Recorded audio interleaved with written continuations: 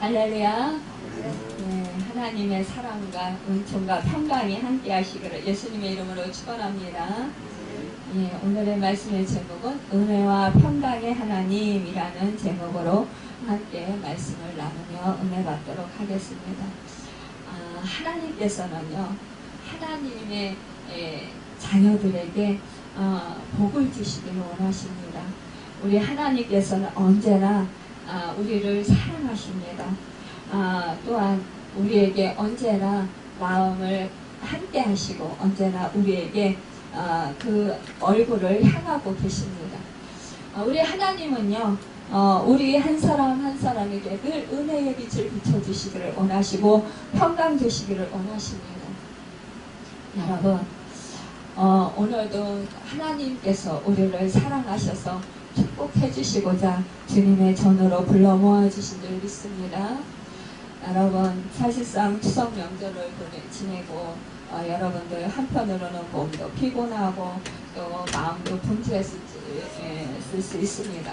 그러나 그 가운데서도 우리가 믿음의 가정들은 하나님께 예배드리고 하나님께서 풍성한 그 축복을 주신 것에 대해서 또 우리가 감사하고 영광을 돌려드렸습니다.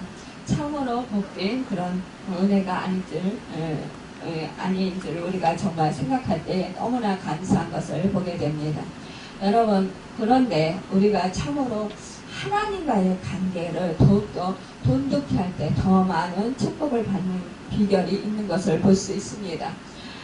우리가 그 하나님을 만나고 하나님께서 더욱더 우리를 향하신 그 얼굴이 우리에게 빛을 비춰주실 때 우리에게 하나님의 임재가 더 강하게 임할 때 우리는 더욱더 하나님의 축복된 사람들로서 복된 은혜를 누리며 살아간다는 것입니다.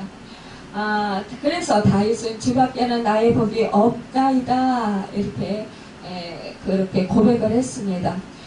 우리가 축복을 받으려면 더욱더 우리는 하나님을 의존하고 하나님을 의지해야 더욱더 하나님의 축복을 받을 것입니다. 여러분, 하나님을 사랑하는 자, 하나님의 그 뜻대로 살고자 하는 자, 그런 자들은 하나님을 기뻐하시고 하나님께서 복을 더욱더 주시고 하나님의 은혜를 베풀어 주실 것입니다.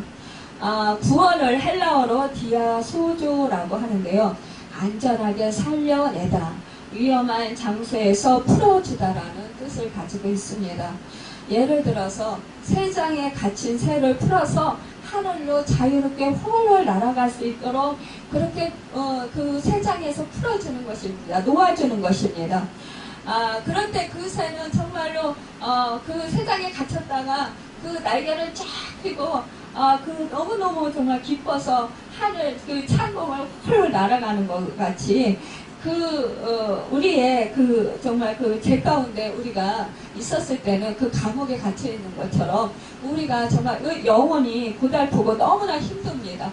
그럼에도 불구하고 하나님께서는 우리로 하여금 이렇게 우리가 영원히 자유함을 누리고 참 기쁨을 누리고 참 행복을 누릴 수 있도록 우리에게 정말 구원의 은총을 베풀어 주셨다라는 사실입니다. 여러분, 우리는 어떻게 해요? 정말로 이 새가 새장에 갇혀 있는 것처럼 우리 영혼은 정말로 첫사람 아담으로 인해서 우리 인류의 모든 영혼들이 죄값으로 인하여서 고통 가운데 그렇게 우리가 사탄의 그 올무 안에 갇혀 있었습니다. 그런데 하나님의 은혜로 우리가 정말로 이제는 주 예수 그리스도의 십자가의 구속의 은혜를 받아서 우리가 주님이 우리의 죄를 대신 감당해 주심으로 말미암아 우리는 이제 자유케 되었습니다. 예수를 믿는 자들은 예수의 생명이 우리 안에 있게 되고 우리는 이제 그 죄악의 올무에서 벗어나게 되었고 이제는 정말로 참된 그런 자유를 누리게 되었고 부활의 능력의 삶을 살아갈 수 있게 되었다는 것입니다. 오늘 스가랴 선지자는 하나님의 구원에 대해서 이렇게 증언합니다. 하나님께서 7절 8절에 보면은요, 만군의 여호와가 이같이 말하노라. 보라, 내가 내 백성을 해가 뜨는 땅과 해가 지는 땅에서부터 구원하여 내고 인도하여다가 예루살렘 가운데 거주하게 하리니 그들은 내 백성이 되고 나는 진리와 공의로 그들의 하나님이 되리라. 이렇게 선포하고 있습니다. 여러분, 누굽니까? 진리는 하나님의 아들이신 예수 그리스도를 말씀하고 있습니다.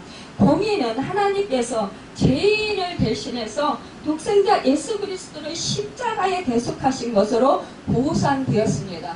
그러니까 우리 하나님은요, 공의로우신 하나님이에요. 그래서 죄에 대한 그런 심판을 하시는 분이십니다. 또한 우리 하나님은요, 거룩하신 분이에요. 그래서 죄를 절대적으로 보실 수가 없어요. 그냥 두고 보실 수가 없는데 우리의 죄값을 우리 예수님께서 십자가에 못 뛰겨 피 흘려 죽으셔서 갚아주셨다라는 사실입니다.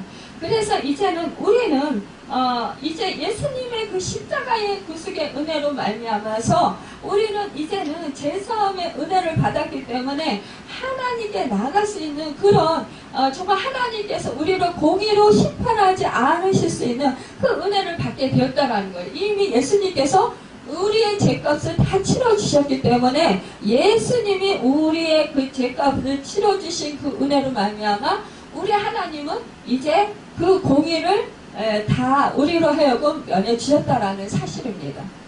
여러분, 또한 우리가 죽음 없이는 부활의 영광에 이룰 수 없습니다. 그런데 예수님께서 이제 죽은 지 3일 만에 우리 죄로 인해서 그 사망을 받아야 돼서 죽음에 이르러야 되는데, 지옥에 가야 되는데 우리 주님이 지옥에 가셔서 사망의 권세를 이기셨어요.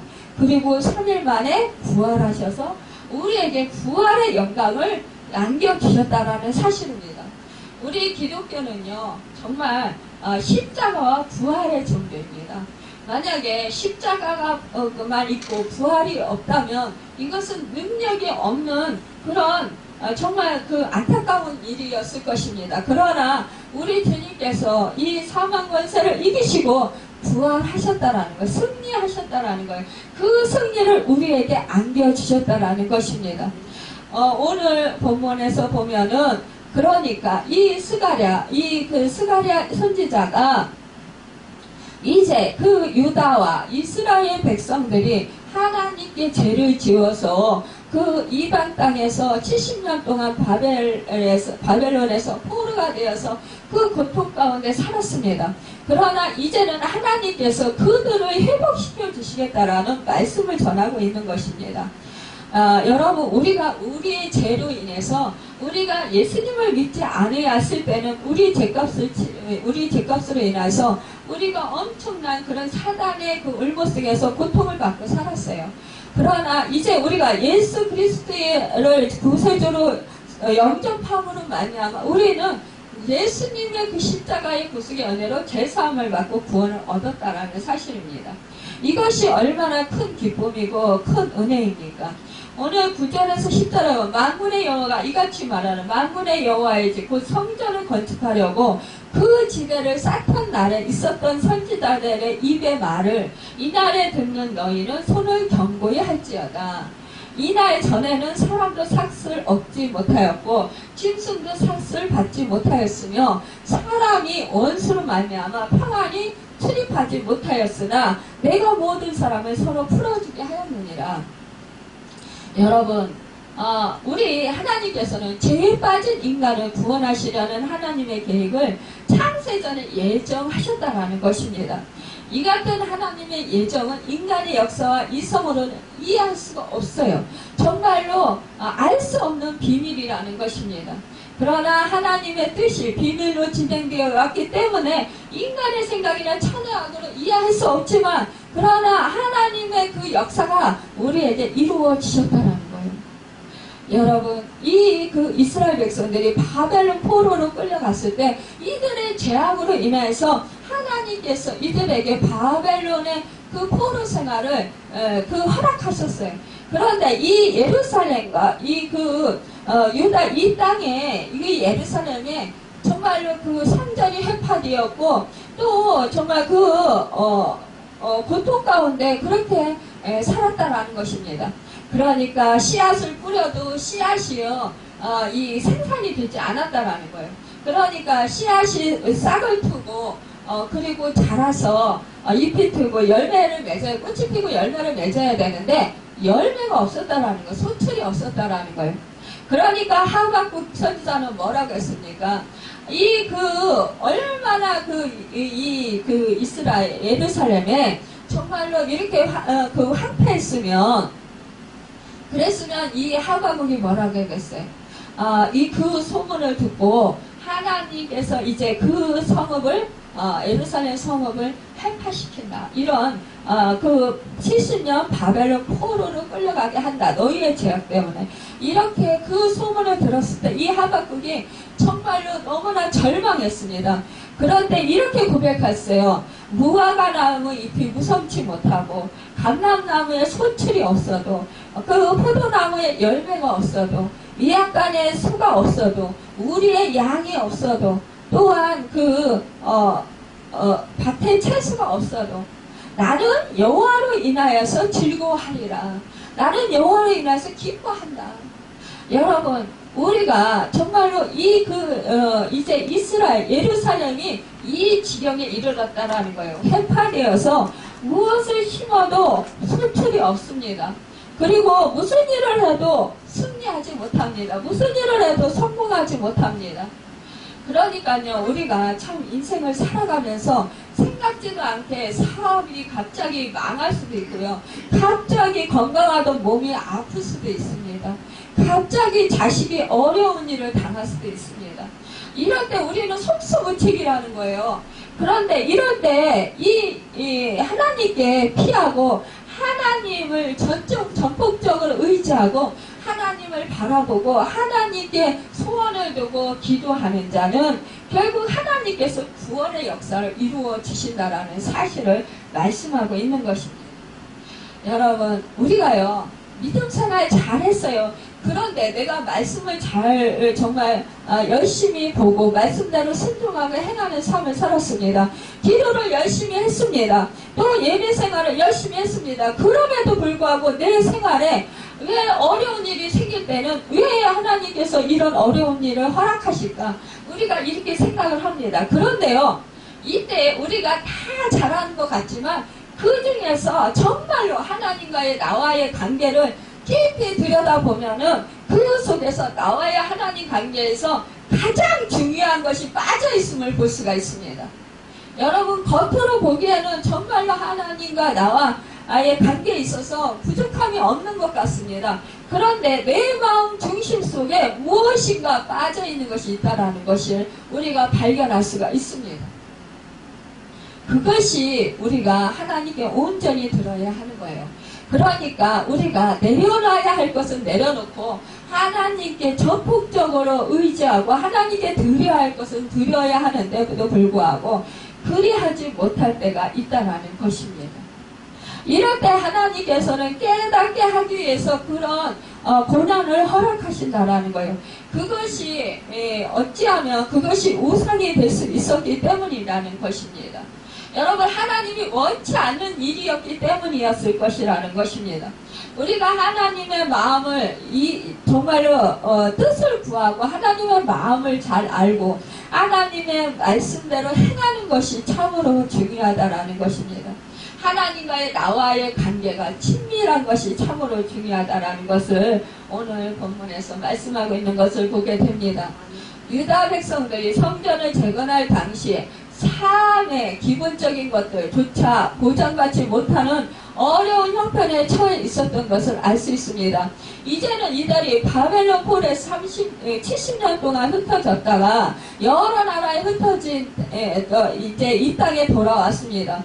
근데 이 예루살렘에 돌아오니까 땅이 한패해서 오고 가는 사람이 없었다라는 거예요. 그들이 정말로 아름다운 땅을 함께하게 하나님께서 하셨다라는 것입니다. 여러분, 그러니까 이들이요, 정말 이제는 그 땅에서 이제 씨앗을 심고 정말 이들이 이제는 먹고 살고 자기들의 터전을 이제 구축해야 되는 그런 상황 가운데 있습니다. 그런데요, 이러한 상황 속에서 이들은 이제 성전을 건축하려고 했다라는 거예요. 여러분, 사람이나 짐승이나 정말로 죽도록 일을 했지만 열매를 거두지 못해서 먹을 것이 나오지 않을 때, 또 그리고 대적들이 얼마나 설치되는지 한시도 편한 날이 없을 때, 주위의 도적들도 몰려오고 사마리아 사람들도 몰려와서 기롭혔다라는 거예요. 그런 게다가 그 자기들의 백성들끼리도 싸우고 미워하는 바람에 육체적으로나 정신적으로 너무 힘든 삶을 살아야 했다는 것입니다. 그런데 그 고달픈 삶에 갑작스러운 전환점이 찾아왔는데 너무 절망스럽고 떠나버리고 싶은 일정에 정말 심정이 굴뚝 같은데도 선지자들의 말씀을 듣고 이들이 성전 지대를 놓았을 때 이들에게 정말 놀라운 일들이 생겨났다는 것입니다. 여러분, 참으로 우리가 믿음 생활할 때 이런 경우가 참으로 많이 있다는 거예요. 우리도요, 사실상 몸이 지쳐요. 그러니까는 어떤 때 그래요. 사람들 보고 예배 자리에 열심히 나오십시오. 기도 열심히 하십시오. 뭐 이렇게 하나님과의 관계를 돈독히 하십시오. 뭐 이러면 다 알아요. 다 아는 일이에요.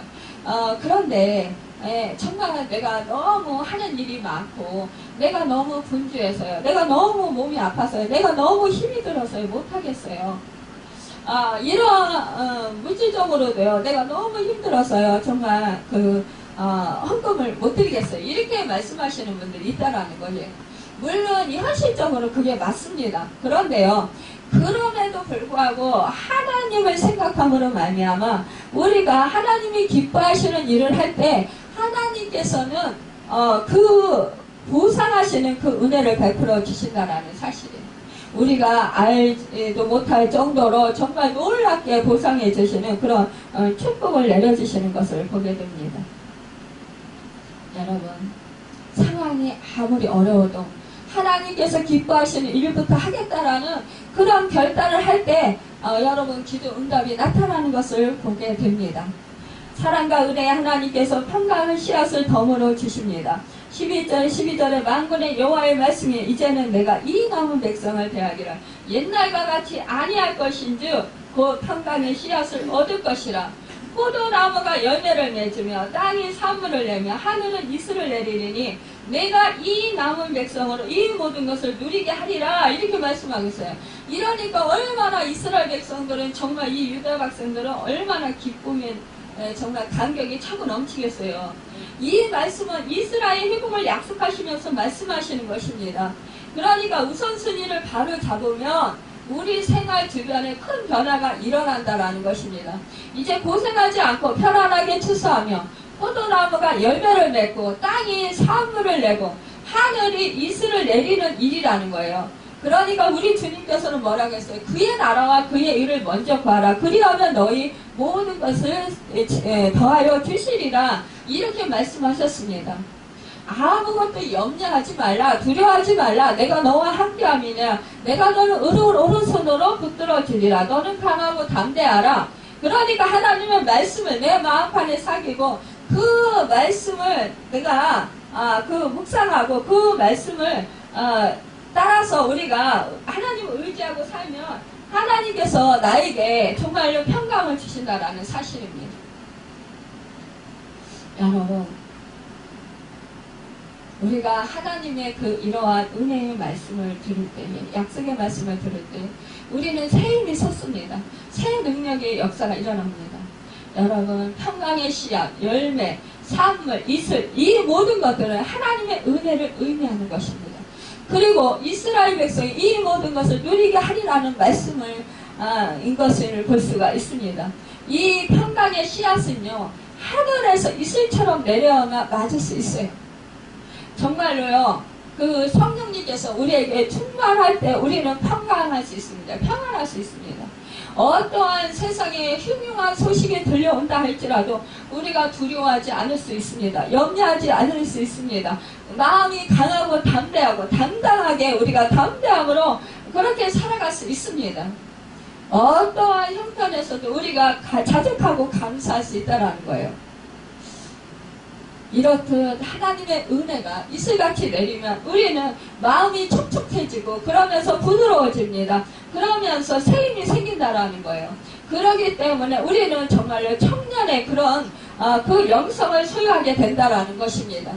청년의 영성이란 무엇입니까? 피곤하지 않다라는 거예요. 우리가 여호와를 앙망하는 자는 새 힘을 얻고 독수리 날개쯤 올라가 가지고 새 힘을 얻으리라고 말씀하셨어요. 뛰어도 달려도 곤필치 않고 걸어도 피곤하지 아니하리라고 말씀해 주셨습니다.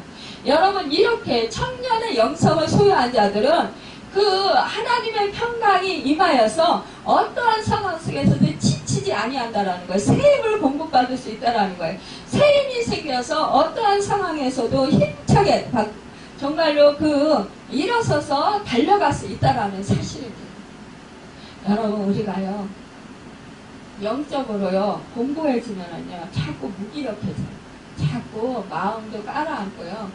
또 염려가 되고 조금만 일이라도요 염려되고 근심 걱정되고요. 두려워져요.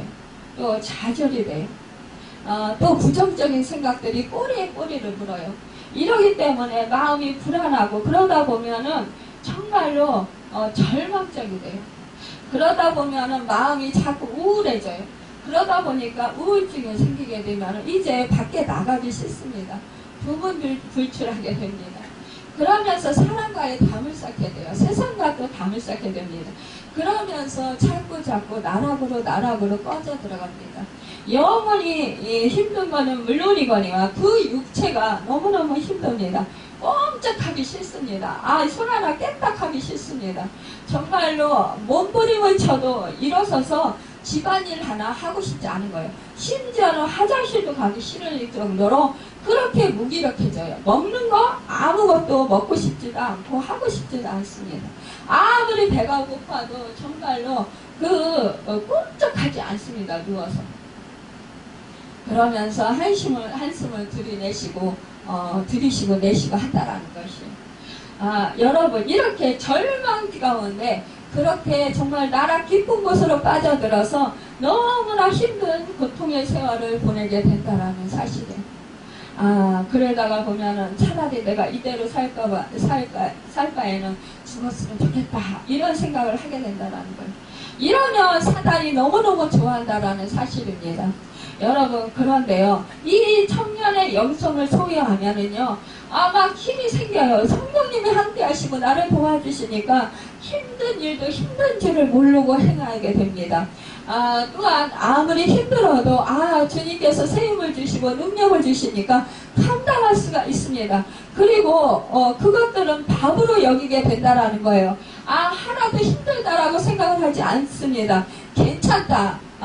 하나님께서 나와 함께 하시고 계시니까 나를 도와주시니까 나는 승리할 수 있다. 나는 반드시 이긴다. 나는 할 수 있다. 라는 그런 신념을 가지게 된다라는 것. 그런 의지를 가지게 되고 그런 마음의 담대함을 갖게 되니까 어떻게 돼요?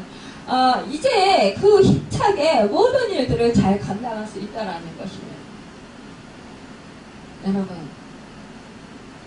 우리가요 겉모습을 보고 사람을 판단할 수는 없습니다. 우리가 겉으로 볼 때에는 정말 연약하고 아무것도 할 수 없는 존재를 할지라도 그 속에 성령이 충만하고 예수의 영이 충만하면은요 이 세상에서 능치 못할 일이 없다라는 사실을 알 수 있습니다. 여러분, 그러나요 아무리 건강한 사람이고 건강하게 보이고 정말로 덩치가 큰 사람이라 할지라도 그 속에 예수의 영이 없고 성령이 충만하지 못하다면 그 사람은 정말로 연약한 사람인 것을 우리가 알 수 있습니다. 여러분, 호세아서 14장 5절에 말씀합니다. 내가 이스라엘에게 이슬과 같으리니 그가 백합화같이 피겠고 레바논 백향목같이 뿌리가 박힐 것이라. 이렇게 선포하고 있습니다. 하나님께서 주시는 평강의 씨앗을 은혜와 축복받는 우리 모두가 되시길 예수님의 이름으로 축원합니다. 여러분, 우리 하나님께서 이슬과 같이 우리에게 그렇게 정말 성령을 부어주시면 우리는 그 힘으로 정말로 백합화 같이 피겠다라는 거예요. 활짝 정말 아름다운 모습으로 피고 그 예수의 향기를 드날리는 우리가 된다라는 것입니다. 레바논의 백합목같이 뿌리가 바뀔 것이라. 이 레바논의 백합목은요, 정말로 성전을 지을 만큼 향기가 좋고, 또 뿌리를 깊이 박혀서 정말 소출이 많이 나는 그런 나무라는 것입니다. 이 나무는 성전을 지을 때 많이 사용을 합니다. 여러분, 좋은 제목으로 하나님께 쓰임받는다라는 것입니다. 여러분, 하나님께서 평강의 씨앗의 은혜로 축복을 주셔도 그것을 지키지 못하면 무의미한 것을 볼 수가 있습니다. 아무리 큰 은혜와 축복을 많이 받아도 그것을 유지할 수 있어야 복인 것입니다. 13절에 보면 유다 족수가 이스라엘 족수가 너희가 이방인 가운데서 저주가 되었었으나 이제는 내가 너희를 구원하여 너희가 복이 되게 하리니 두려워하지 말지니라 손을 견고히 할지니라 라고 말씀하셨습니다. 여러분, 두려워하지 말라. 이 말씀은요, 성경에 365번이 기록되어 있습니다. 왜 하나님께서 365번을 이 성경 말씀에 두려워하지 말라고 기록했을까요? 우리가 매 순간마다 우리 인생살이를 하면서 하루에 수없이 두려워할 일들이 생길 수 있다는 것이에요. 이 세상은 넉넉한 세상이 아니라는 것입니다. 이 세상은 우리의 고향이 아니에요. 우리의 본향이 아니에요. 그렇기 때문에 이 세상에서 나그네 인생을 살아가는 우리 믿음의 사람들에게는 이 세상은 정말로 거치는 돌이고 거치는 그런 강야와 같은 곳이라는 것이에요. 이 땅은 우리로 하여금 슬픔을 주는 땅이라는 것입니다. 이 땅에 참된 기쁨이 없다라는 것입니다. 우리가 정말로 재물을 많이 얻으면 잠시 기뻐할 수 있습니다. 그러나 그때뿐이고 좀 시간이 지나면 결국은 우리가 마음에 천만족이 없게 된다는 다른 것도 부족한 것이 또 튀어나옵니다. 그러면 그것 때문에 또 마음이 또 불편합니다. 또 그것이 채워지면 그것으로서 만족할 것 같지만 기뻐할 것 같지만 그러나 그것은 잠시고 또 몇 개월이 지나고 몇 년이 지나면 그러면 또 다른 것들이 또 부족한 것이 또 생각되어지고 그것 때문에 또 마음이 불안해지고 두려워진다라는 사실이에요. 우리가 이 세상에서 두려워하지 않을 것은 여호와 하나님으로 만족하는 것입니다. 우리가 성령이 충만할 때 우리는 두려워하지 않을 수 있고 견고히 설 수 있습니다. 여러분, 우리가 정말로 하나님을 경외하고 하나님 안에 우리가 정말 꼭 붙어 있을 때 우리는 하나님의 도우심으로 말미암아 하나님이 우리의 마음과 생각을 지켜주심으로 말미암아 우리가 평강을 누리며 살아갈 수 있고 두려워하지 않을 수 있습니다. 여러분, 우리가 정말로 오늘 13절의 말씀 속에서 두 가지 말씀에 중요한 초점이 있는 것을 보게 됩니다. 첫째는 두려워하지 말라고 말씀하시는 것이고 둘째는 손을 견고히 하는 것이라고 말씀하십니다. 이 말씀은 내가 스스로 두려워하지 않고 내 손을 스스로 견고히 하는 것이 아니라 하나님께서 내가 두려워하지 않게 하시고 내 손을 견고하게 붙들어 주신다라는 말씀이에요. 여러분, 우리는 그러잖아요. 내가 막 두려워하지 않으려고 막 마음을 막 가다듬고 열심히 막 애쓰고 힘쓰고 막 그래 봐요. 근데 왜 자꾸 두려워요, 마음이? 자꾸 정말 염려하지 않으려고 하는데 자꾸 염려와 근심 걱정이 생기는 거예요. 이럴 때 내가 왜 자꾸 이렇게 마음이 두려워지고 염려가 되지? 왜 자꾸 이렇게 내가 이 믿음이 없이 이렇게 흔들리는 것일까? 왜 내가 이렇게 마음이 힘들지? 막 이러면서 우리가 좌절할 때가 있어요. 내 마음도 내가 정말 어떻게 할 수가 없구나. 이런 것을 깨달아 압니다. 그러면서 어떻게 돼요? 그럴 때 우리는 그래, 내가 내 마음도 내 생각도 내 마음대로 내 생각대로 할 수가 없는 거구나. 그럴 때 어떻게 우리는 전능하신 하나님, 내 마음과 내 생각을 주장하실 수 있고 움직일 수 있는 그 하나님, 우리의 생명의 주인 되시는 그 하나님을 의지해야 되겠다. 이런 생각을 하게 된다는 거예요. 그럴 때 우리가 하나님을 의지하고 성령님을 의지하고 주 예수 그리스도를 의지하면 정말로 그분이 우리를 마음을 강하고 담대하게 지켜주신다라는 사실이에요. 여러분, 내 마음과 내 생각이 내 생각이고 내 마음이니까 내가 아무렇게나 해도 다 될 것 같죠. 딱 지켜질 것 같잖아요. 근데 아니 된다라는 사실이에요. 저는 수없이 그런 걸 경험했습니다. 정말로 말씀대로 살고 싶고 정말로 말씀을 의지해서 그대로 해가고 싶은데 이게 안 되는 거예요. 아니 내 마음과 내 생각을 쳐서 정말 십자가에 못 박고 그리고 복종하고 싶은데 하나님 말씀에 순종하고 싶은데 그게 안 되는 거예요. 두려워하지 말라고 했지. 그럼 두려워하지 말아야지. 그러면서 염려하지 말라고 했지. 그럼 염려하지 말아야지. 이러면서 염려하지 않으려고 두려워하지 않으려고 막 애쓰면 애쓸수록 더 두려워지는 거예요. 더 염려가 되는 거예요. 이거 어떻게 합니까? 내가 정말 남을 미워하지 말라고 했지. 그럼 미워하지 말아야지. 그래서 미워하지 않으려고 막 그러는데 그 사람과 하는 행동에 말 한마디 자꾸 미워지는 거예요. 여러분, 그러면서 용서라고 그랬지. 그럼 용서해야지. 그럼 용서하려고 하는데 내 마음속에서 자꾸 분노가 터져 나오는 거예요. 속이 상한 거예요. 그때 당했던 그것들이 잊혀지지가 않고 오히려 더 막 강하게 일어나는 거예요. 예수님께서 여자를 보고 음욕을 품는 자마다 정말로 말하자면은 뭐라 그랬죠? 음욕을 품는 자마다 가늠한 거라고 그랬지. 나가라고 하는 자마다 네가 살인한 자라고 했지. 이러면 그렇게 하지 말아야지. 이렇게 한단 말이에요. 근데 왜, 내 생각과 내 마음은 그게 아니라, 왜 자꾸 그런 생각들이, 허탄한 생각들이 자꾸 드냐고요. 왜 자꾸 어리석게, 왜 자꾸 하지 말라는데, 하지 않으려고 하면 할수록, 더 그런, 생각과 그런 것들이 꼬리를 물고 자꾸 드러나냐고요. 자꾸 그러면서 어떻게 해요? 툭툭 내 입에서, 생각지도 않았던 그런 원치 않는 그런 안 좋은 말들이 툭툭 삐져나오고 내 속에서 분노가 일어나고 짜증이 일어나고 막 이런 일이 있다라는 거예요. 이럴 때 환장하는 거예요.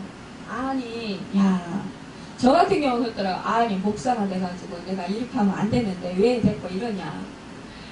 정말 창피하고 막 부끄럽고 어떻게 해야 할까를 몰라 할 때가 있어요. 그런데 안 돼요. 이게 그렇구나. 내 마음도 내 생각도 내 마음대로 안 되는구나. 내가 아무리 이렇게 말씀대로 살려고 노력하고 이래도 내 의로는 안 되는구나. 결국 그러면은 뭐예요? 이제는 그렇지. 내가 예수님이 십자가에서 못 박혀 죽으실 때, 내가 예수를 믿을 때, 그때 나는 이미 못 박혀 죽었고, 이제는 내가 다시 사는 것은 내 안에 예수 그리스도께서 사는 것이지. 그러면 내 안에 지금 내가 예수 생명으로 살고 성령으로 사는지. 그런데 아직도 나는 내 의가 안 죽었구나. 내가 하고자 하는 그런 내가 나를 정말 자꾸만 이렇게 내세우는구나. 이런 것을 깨달아 하는 거예요. 내 자아가 자꾸만 나를 가로막는구나. 이러면 뭐예요? 결국 내가 아직 안 죽었구나. 그러면 다시 못 박아야지. 죽어야지. 주님께 드려야지. 주님, 내가요 이렇게 안 하려고 하는데 자꾸 이런 마음이 들어요. 미워하는 마음이 들고 용서하는데 용서하는 마음이 안 되고 오히려 저주하는 생각이 들고요. 막 갚아주고 싶은 그런 욕구가 자꾸 생겨요. 하나님, 나 어떻게 하면 좋아요? 내가 아직도 안 죽었네요. 내 의가 아직도 살아있고요. 내 자아가 아직도 내 속에서 꿈틀거리고 살아있네요. 하나님 도와주세요. 이제는 정말 내가 모든 이러한 더러운 것들, 내가 정말 육신적인 것, 정욕적인 것, 정말로 그 이생의 자랑, 내 육신적인 것을 모두 다 주님께 드립니다. 내가 미워하는 것, 내가 저주하는 것, 내가 싫어하는 이 모든 것들, 내 의로 하려고 했던 것, 내 자아를 만족시키고자 했던 것, 나를 좋게 하고 유익하게 하고자 했던 것, 이 모든 것을 다 주님께 올려드립니다. 그리고 십자가에 못 박습니다. 이렇게 선포를 하는 거예요. 이렇게 하나님께 올려드리는 거예요. 그래서 그 사도 바울이 나는 날마다 죽노라 이렇게 고백하는 거예요. 왜? 자기 속에 선한 것이 없다는 걸 깨달아 아니까요. 자기 의로는 아무것도 안 된다는 걸 아니까요. 그리고 자기의 자아가 아직도 살아있다는 걸 아니까요. 아니 육신의 법이 성령의 법으로 살지 못하도록 자꾸만 방해하니까 이제는 육신의 법이 자꾸 죽어야 되는 거예요. 십자가에서. 그러면 이제는 성령의 법이 나를 끌고 가는 거예요. 성령의 법이 나를 살게 하는 거예요. 나를 평강 가운데 인도하고 의로 살도록, 예수의 의로, 하나님의 의로 살도록 인도하시는 거예요. 내 의의 옷이 아니라 예수 그리스도의 의의 옷을 우리가 입었잖아요. 예수를 믿고 우리가 예수의 생명을 받았잖아요. 이제는 예수 생명 안에서 사는 것이다. 그러면 나는 힘이 있습니까? 없으니까? 나는 무력해요. 나는 힘이 없어요. 무기력해요. 나는 아무런 정말로 힘도 능력도 없습니다. 지혜도 없습니다. 그러나 이 모습 이대로 봐도없어서 그리고 이 모습 그대로 드리는 것입니다. 고백하는 것입니다. 하나님 앞에서 숨길 것이 없습니다. 하나님은요, 우리의 그 마음과 생각을 나보다도 더 잘 아시고 계시기 때문에 그 모든 것을 하나님께 고백을 하는 거예요. 실토를 하는 거예요. 내 형편, 정말로 숨김없이 낱낱이 하나님께 고하는 거예요. 지금 내 감정, 내 마음 상태, 내 생각들, 어그러지고 잘못된 생각들, 하나님, 내가 이렇게 남을 미워하지 말라고 해서 미워하지 않으려고 했는데 미움이 자꾸 용수를 칩니다. 하나님, 이것을 끊어주실 분은, 바꿔주실 분은 주님밖에 없습니다. 내 이 마음을, 내 이 생각을 주님께 올려드립니다. 그리고 이제는 주님의 생각으로, 주님의 마음으로, 주님의 생명으로 내 안에 채우시옵소서. 이제는 나는 이제 죽고 예수로 살도록 주님 도와주시시오. 내 자아를 이제는 죽게 하시고 십자가로 죽게 하시고 이제는 주님의 그 능력으로 채워주시시오. 주님의 힘으로 채워주시시오. 주님의 성령의 능력으로 부어주시시오. 이렇게 우리가 고백하고 기도하는 것입니다. 그러면 우리 주님께서 그 기도를 잘 들어주신다는 것입니다. 여러분, 우리가 기도할 때 어떻게 합니까? 기도할 때 내 의견, 내가 원하는 것을 계속해서 들어달라고, 그것을 들어주시면 기도 응답을 받은 것이고 안 들어주시면 안 받았다고 생각하잖아요. 그런데 그게 아니라는 것입니다. 여러분, 기도, 내가 원하는 걸 안 들어주셨다 할지라도 그것도 하나님께서는 응답이신 것입니다. 지금 때가 아니어서 지체하실 수도 있는 것이고, 또한 그것이 나에게 좋은 것이 아니라서 하나님께서 주시지 않을 수도 있다는 것입니다. 우리가 하나님의 뜻을 온전히 깨닫지 못해서 하나님 뜻을 깨달으라고 하나님께서 우리에게 지체하실 수도 있고요, 주시지 않을 수도 있다는 것입니다. 이 모든 것을 합력해서 선을 이루시는 하나님을 기뻐하시길 바랍니다. 여러분, 둘째는 손을 견고히 하는 것입니다. 이 말씀은 내가 스스로 두려워하지 않고 내 손을 스스로 견고히 하는 것이 아니라 하나님께서 내가 두려워하지 않게 하시고 내 손을 견고하게 붙들어 주신다라는 그런 말씀을 하는 것입니다. 우리가 사는 세상에는 말할 수 없이 두려운 일이 많다는 것을 우리가 압니다. 여러분, 겁이 많은 우리가 자신의 힘으로는 험악한 세상을 마음 놓고 살 수 없습니다. 하나님께서 함께 해주셔야 마음 놓고 살 수 있습니다. 또 연약한 우리가 자신의 손을 견고하게 할 수 없습니다. 하나님께서 내 손을 붙잡아 주셔야 견고하게 살 수 있습니다. 누구든지 자기 손을 견고하게 하고 싶지 않은 사람이 어디 있겠어요? 누구든지 자기의 마음을 강하고 담대하게 하고 싶지 않은 사람이 어디 있겠어요?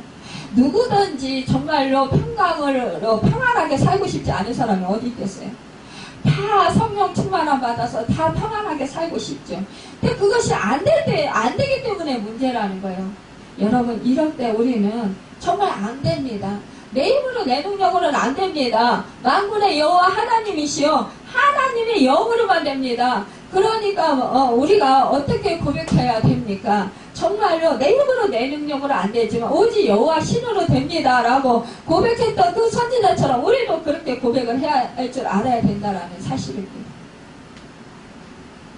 여러분, 우리가 전폭적으로 자신을 내려놓고 하나님을 전폭적으로 의뢰하고 믿을 때에 하나님께서 평강에 평강을, 은혜에 은혜를, 축복을 더하여 주실 줄 믿습니다. 여러분, 혹시 아직도 망설이며 결단하지 못하는 부분이 있다면 하나님께로 한 걸음 더 나아가시길 바랍니다.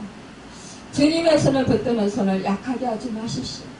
하나님 앞에서 도망치려 하시지 마시고 더 담대하게 나아가 하나님이 준비하신 그 축복을 받으시는 여러분과 제가 되길 예수님의 이름으로 축원합니다.